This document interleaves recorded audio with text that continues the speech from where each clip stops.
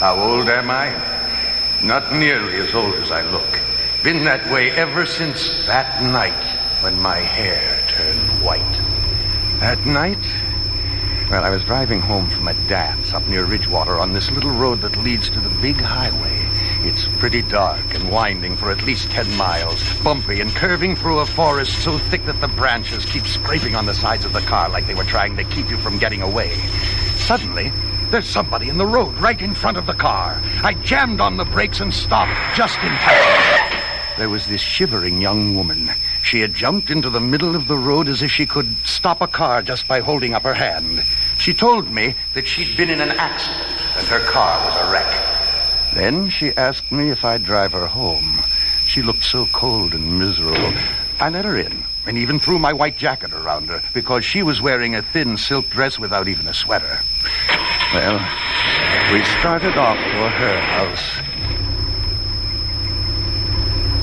And after more turns than you would believe, we pulled up in front of a very tidy little cottage with all of its lights turned on like a Christmas tree. She just sat there looking all worn out like she had used up every bit of energy she could spare. Please ring the bell and see if my mother's home, she said. The bell is on the left near the brass knob. I rang the bell, and the lady who answered looked like an older version of my hitchhiker. Before I even had a chance to speak, she said, "Don't say a word. Just come this way." It all seemed very strange, but I followed her anyway. Up the stairs, down a hall, and into a very pretty room. A girl's room, I could tell. And on the table by the bed, there was a picture of a young girl. It was my hitchhiker. But all around the picture, there was a black border. Then the woman beckoned me to follow her back downstairs. I followed her down the stairs, out the door, and past the car. There was nobody in it. We walked a little further and came to a little private cemetery with a grillwork fence around it.